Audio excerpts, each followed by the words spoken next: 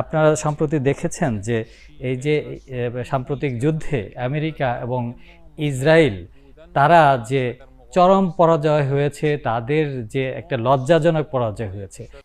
Now, I would love to jump into the present context, especially in geopolitics. আপনি জানেন যে সম্প্রতি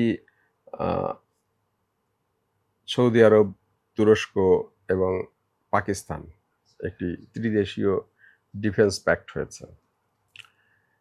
অনেকেই বলছে যে এটা ইরান বিরোধী ডিফেন্স প্যাক্ট। আপনি কিভাবে দেখেন? প্রথমে আমি বলতে চাই যে পশ্চিম এশিয়ার যে বর্তমান যে পরিবর্তিত পরিস্থিতি, এটা একটি জটিল পরিস্থিতি এবং এর ব্যাখ্যা বা বিশ্লেষণও খুব অল্প কথায় বলা যায় না, এটা খুব সহজ নয়। আমি যেটা বলতে চাই যে সম্প্রতি যে যুদ্ধটা হয়েছে আমেরিকা এবং ইসরায়েলের সাথে, যে ইরানের যে যুদ্ধটা হয়েছে, এবং এই যুদ্ধে ইরানের যে তাদের আমেরিকা এবং ইসরায়েলের আগ্রাসনের বিরুদ্ধে ইরান যে কঠিন এবং শক্ত জবাব দিয়েছে, এবং তাদের যে প্রতিরোধ এবং সারা বিশ্ব এখন বুঝতে পারছে, এবং ইরানের যে একটা বিজয় অর্জন হয়েছে ইরানের এই প্রতিরোধের মাধ্যমে, এবং এর ফলে এই মধ্যপ্রাচ্যে এবং পশ্চিম এশিয়ায় একটা ব্যাপক পরিবর্তন হয়েছে। সেটা রাজনৈতিক বলেন, সাংস্কৃতিক বলেন, অর্থনৈতিক বলেন, বিভিন্ন ক্ষেত্রে একটা ব্যাপক পরিবর্তন হয়েছে। তো সেই প্রেক্ষাপটে আমাদেরকে চিন্তা করতে হবে। আপনি জানেন যে পশ্চিম এশিয়া ইতিহাস, ঐতিহ্য এবং সংস্কৃতিতে খুবই সমৃদ্ধ একটি অঞ্চল, এবং এখানে একটা প্রাচীন সভ্যতার অধিকারী এই অঞ্চলটা। এবং আমি মনে করি যে এই অঞ্চলের যে ভৌগোলিক যে অবস্থান এবং সেই প্রেক্ষাপটে এখানের যে সংকটগুলো রয়েছে, যে বিষয়গুলো রয়েছে, সেগুলোর সমাধান করার জন্য এরা যে প্রাচীন সভ্যতা সংস্কৃতির অধিকারী হিসেবে আমার মনে হয় যে তারা নিজেরাই যথেষ্ট, এবং তারা নিজেরাই কিন্তু এই সমস্যার সমাধান করতে পারে। এবং এখানে অন্য কোনো দেশের হস্তক্ষেপ বা অন্য দেশের এটা কাম্য নয়, এবং সেটা যদি আসে হস্তক্ষেপ করে, সেটা এই সমস্যা বা এই সংকট সমাধানও সহজ হবে না বলে আমি মনে করি। আপনি যদি বর্তমান যে মধ্যপ্রাচ্যের পরিস্থিতি আপনি চিন্তা করেন, তাহলে দেখবেন যে মার্কিন যুক্তরাষ্ট্র এই অঞ্চলের বেশ কিছু দেশে নিরাপত্তার কথা চিন্তা করে তারা তাদের ঘাঁটি তৈরি করেছে, তাদের সৈন্য রয়েছে এই ঘাঁটিতে। তা আসলে একটা দেশের বা প্রতিবেশী দেশগুলোর, মধ্যপ্রাচ্য অঞ্চলের দেশগুলোর মধ্যে সত্যিকারে যদি আপনি নিরাপত্তা চান, তাহলে এই দেশগুলোর মধ্যে পারস্পরিক সহযোগিতার সম্পর্কটাই কিন্তু প্রধান নিরাপত্তা দিতে পারে। একটা বিজাতীয় একটা দেশ এসে বা বিজাতীয় দেশ থেকে সৈন্য এনে আসলে কিন্তু আপনার নিরাপত্তা দিতে পারে না। আর দ্বিতীয় যে কথাটা হলো যে আপনি জানেন যে এই অঞ্চলে একটা প্রধান যে বিস্ফোরা হয়েছে বা সংকট বা এর প্রধান কারণ হলো যে একটা দখলদার রাষ্ট্র, যেটা মুসলমানদের রাষ্ট্র, সেটাকে তারা দখল করে সেখানে তারা কিভাবে অন্যায়ভাবে তারা আগ্রাসন চালাচ্ছে, সেটা আপনারা লক্ষ্য করছেন। এইটা আরেকটি বড় সমস্যার কারণ। আমি প্রথমেই আপনার যে প্রশ্নটা, আমি এটার একটা ভূমিকা দিলাম। এখন আপনার প্রশ্নের মূল উত্তরে আমি আসতে যাচ্ছি। এখানে দুটি বিষয় রয়েছে। আমি প্রথম যে দিকটা আমি তুলে ধরতে চাই, সেটা হলো যে আমি যদি প্রথমে বলি যে এটা একটা, এই যে তিনটা ইসলামী দেশ একটা চুক্তি করছে, প্রতিরক্ষা চুক্তি, সেটা নিঃসন্দেহে একটি ভালো দিক এবং ইতিবাচক বলে আমি মনে করি। যে তিনটা ইসলামী দেশ ঐক্যবদ্ধ হচ্ছে, ঐক্যটা আসলে মুসলিম দেশগুলোর জন্য খুবই জরুরি। এবং এই যে ঐক্যটা যদি এখানে আমেরিকা নেই, ইসরায়েল নেই, যদি এটা প্রকৃতপক্ষে ইসলামী স্বার্থ রক্ষা করে তাহলে তো অবশ্যই খুবই ভালো একটা দিক। এবং আমি মনে করি যে প্রতিটা মুসলিম দেশই এই চুক্তিতে থাকতে পারে বা সবাই মিলে একটা প্রতিরক্ষা চুক্তি করতে পারে, এবং সেটার লক্ষ্য যেন হয় যে এই যে দখলদার ইসরায়েল, যারা মুসলিম বিশ্বের প্রধান শত্রু, আসলে মুসলিম দেশগুলোর আসলে প্রধান শত্রুই হলো ইসরায়েল। সেই ইসরায়েলের যে ষড়যন্ত্র, তাদের মোকাবেলায় মুসলমানদের যে প্রধান শত্রু, সেটা মোকাবেলায় মুসলিম দেশগুলো যদি ঐক্যবদ্ধ হতে পারে, তারা প্রতিরক্ষা চুক্তি করতে পারে, সেটা নিঃসন্দেহে আমি মনে করি যে এটা একটা ইতিবাচক দিক। এবং এই যে আমাদের যে দীর্ঘদিনের আকাঙ্ক্ষা মুসলিম দেশগুলো, সেটার একটা সূত্রপাত হতে পারে এই চুক্তি। ইরান কি এই চুক্তিতে অন্তর্ভুক্ত হতে পারে কিনা, এই দেশের সাথে আগ্রহী কিনা? যে ইরানও আমরা শুনতে পাচ্ছি যে মিশর এবং অন্যান্য আরো কিছু দেশ এই চুক্তির মধ্যে অন্তর্ভুক্ত হতে চায়। ইরান আগ্রহী কিনা? এই চুক্তি যেটা প্রতিরক্ষা চুক্তি, এটা যদি আসলে এখন যেটা 3টা দেশ করতে যাচ্ছে, এই একই রকম চুক্তি 1 দশক আগে ইসলামী প্রজাতন্ত্র ইরান দিয়েছিল যে আমরা মুসলিম দেশগুলো, আমরা যদি সবাই ঐক্যবদ্ধ হই, আমাদের যদি একটা সবার প্রতিরক্ষা চুক্তি থাকে, তাহলে আমরা আমাদের মধ্যে প্রতিরক্ষা চুক্তি এবং আমাদের মধ্যে সহযোগিতা চুক্তি থাকে, তাহলে আমরাই আমাদের মধ্যে এই সহযোগিতা বৃদ্ধি পাবে এবং আমরা আমাদের নিরাপত্তার জন্য আমরাই যথেষ্ট। এবং সাম্প্রতিক যে যুদ্ধটা হয়েছে, এবং এই যুদ্ধ প্রমাণ করেছে যে বিজাতীয়রা এসে, বহিরাগতরা এসে, তাদের যত শক্তি থাকুক, এসে যে আমাদেরকে এই অঞ্চলে নিরাপত্তা দিবে, সেটা সম্ভব নয়। সেটা আপনারা দেখেছেন যে এরা, এই বিজাতীয়রা এসে কিন্তু এখানে কোনো নিরাপত্তা দিতে পারেনি। কাজে আমি মনে করি যে আমাদের লক্ষ্য যদি অভিন্ন হয় এবং মুসলিম দেশগুলো নিজেদের স্বার্থে পারস্পরিক সহযোগিতার কথা চিন্তা করে, পারস্পরিক নিরাপত্তার কথা চিন্তা করে তারা যদি এই চুক্তি করে, এটা একটা নিঃসন্দেহে একটা ভালো দিক এবং এটার একটা সূচনা হতে পারে। আমি আশা করব যে সকল মুসলিম দেশগুলোই এরকম একটা চুক্তিতে আবদ্ধ হবে এবং সবাই তারা নিজেরা ভ্রাতৃপ্রতিম দেশ হিসাবে, মুসলিম দেশ হিসাবে তারা নিজেরাই যাতে নিজেদের নিরাপত্তা নিশ্চিত করতে পারে এবং সহযোগিতা জোরদার করতে পারে, এই ক্ষেত্রে একটা ইতিবাচক ভূমিকা পালন করবে। এবং ইরানও এ ধরনের কোনো চুক্তি হলে আমি মনে করি যে যদিও এটা ইরানের উচ্চ পর্যায়ে নীতি নির্ধারণী মহলের এটা সিদ্ধান্ত, তবে আমি মনে করি যে এরকম হলে ইরান আশা করি যে এই ধরনের চুক্তিতে কে স্বাগত জানাবে। জীবন অবাক না করলে কে করবে? 28% মিল্ক ফ্যাটের অবাক করার সাথে ফ্রেশ মিল্ক পাউডার, জীবন অবাক করুক প্রতিদিন। ধন্যবাদ। But my question is, Naftali Bennett, ex-Prime Minister of Israel, said it's a Shia exists, Sunni exists against Shia. Do you think so? نفتالي بنت گفته؟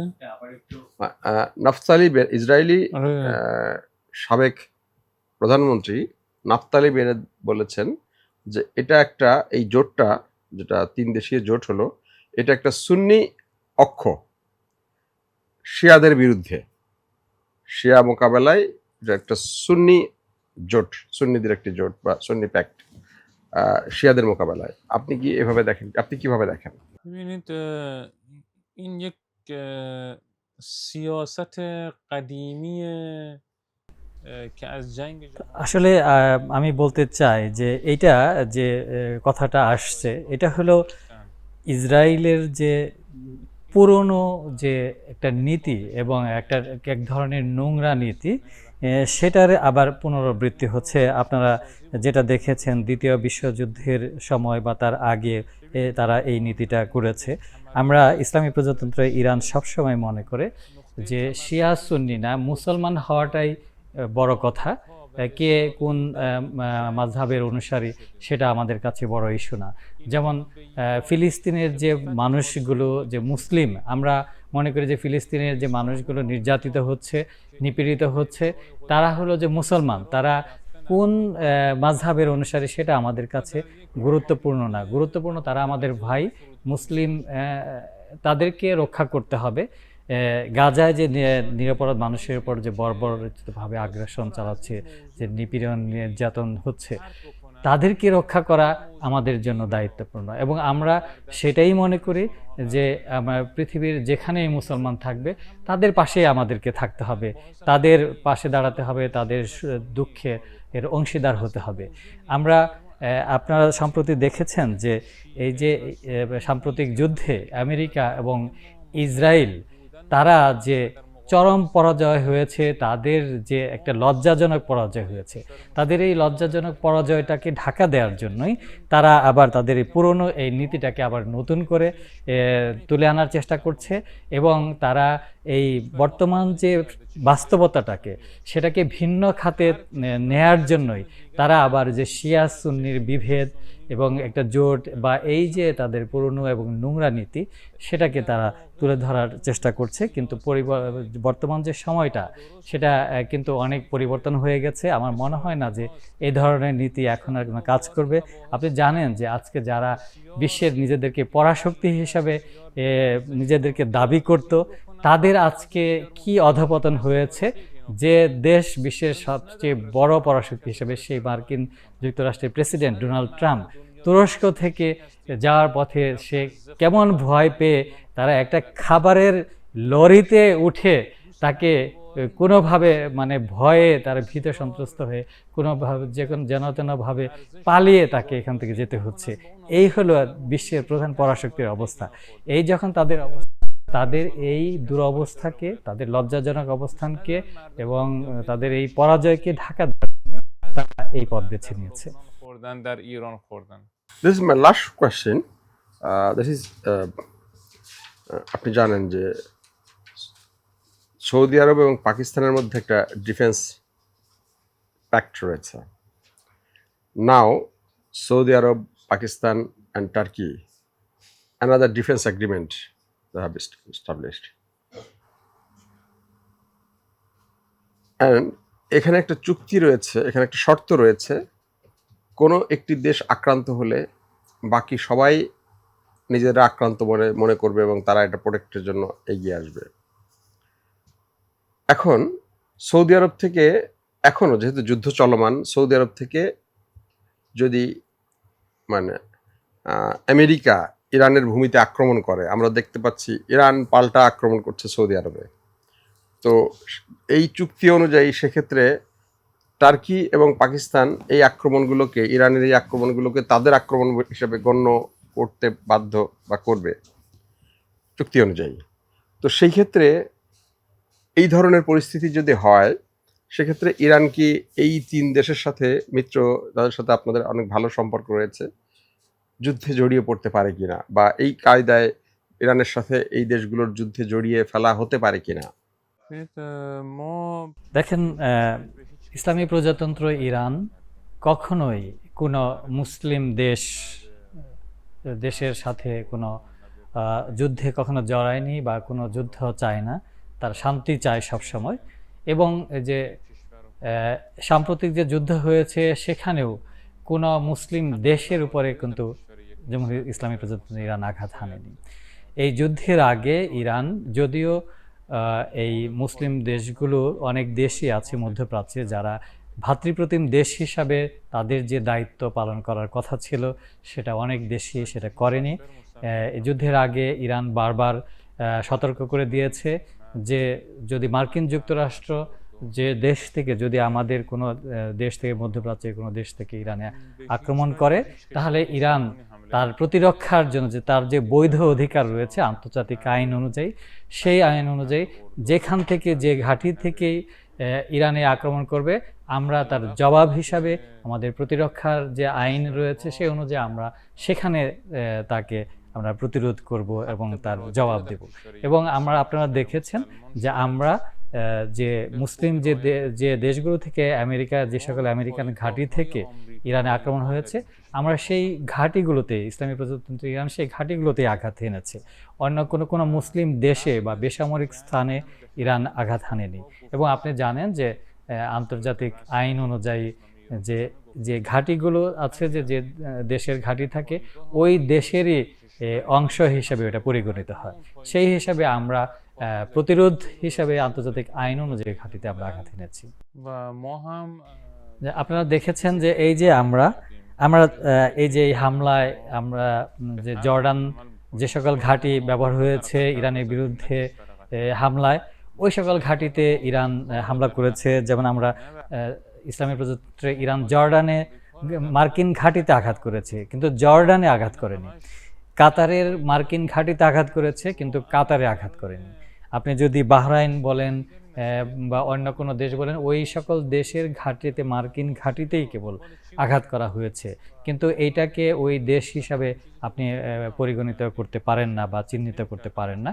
আমরা যে আগে যেভাবে আমরা বলেছিলাম যে আমাদের ইরানের উপর যদি আঘাত হানে, যে সকল ঘাঁটি থেকে আঘাত হানবে আমরা সেখানে আমরা আঘাত হানব, আমরা জবাব হিসাবে, প্রতিরোধ হিসাবে, এবং আমরা সেটাই করেছি। আমাদের যে আগের কথা ছিল এবং আন্তর্জাতিক আইন অনুযায়ী আমরা সেটার জবাব দিয়েছি।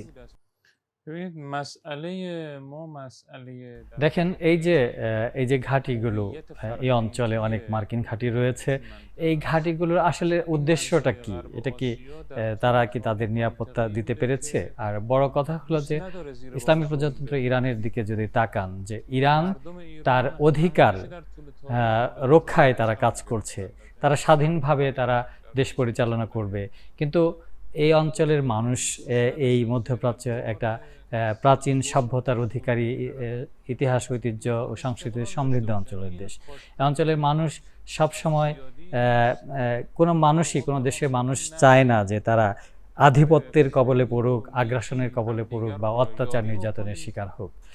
ইরান যে আগ্রাসীর মোকাবেলায়, যারা অত্যাচারী, আগ্রাসী এবং অন্যায়ভাবে আগ্রাসন চালাচ্ছে, সেই আগ্রাসনের জবাব দিয়েছে। এটা দীর্ঘ ইতিহাসে আপনার দ্বিতীয় বিশ্বযুদ্ধ থেকে শুরু করে তার আগে থেকেও নানান রকম আগ্রাসন এসেছে। কিন্তু ইরানের স্বাধীন চেতা মানুষ, তারা নিজের স্বাধীনতা রক্ষার জন্য, সার্বভৌমত্ব রক্ষার জন্য তারা অন্যায়ের বিরুদ্ধে, আগ্রাসনের বিরুদ্ধে তারা প্রতিরোধ করেছে, যে কোনো জুলুম, অত্যাচারী যাতে আমাদের উপরে আধিপত্য বিস্তার না করতে পারে।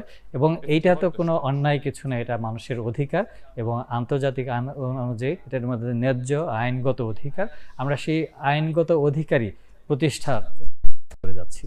من فقط اینجا به دو تا، چون بالاخره ما در یک کشور مسلمان هستیم، به دو آیه قرآن اشاره میکنم. যে আমরা যেহেতু মুসলমান, কাজে আমরা পবিত্র কোরআনের দুটি আয়াত দিয়ে আমি এখানে আরেকটু কথা বলতে চাই।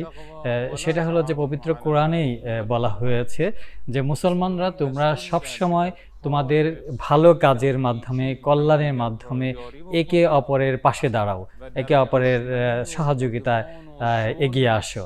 এটাই হলো, এবং যারা ইসলামের শত্রু, মুসলমানদের শত্রু, যারা তাদের ক্ষতি করতে চায়, সে ব্যাপারে তোমরা সতর্ক হও এবং তোমরা প্রয়োজনে ঐক্যবদ্ধ হয়ে সেই ইসলামের শত্রুর বিরুদ্ধে, মুসলমানদের শত্রুর বিরুদ্ধে যারা ক্ষতি করতে চায় তাদের ব্যাপারে তারা সচেতন হও এবং সেটা প্রতিরোধ করো। এমনকি পবিত্র কোরআনে আরেকটি আয়াত এসেছে যে ওয়াতাসিমু বিহাবলিল্লাহি জামিয়া ওয়ালা তাফাররাকু, তোমরা ঐক্যের রশিকে শক্ত করে ধরো এবং পরস্পর বিচ্ছিন্ন হয়ো না।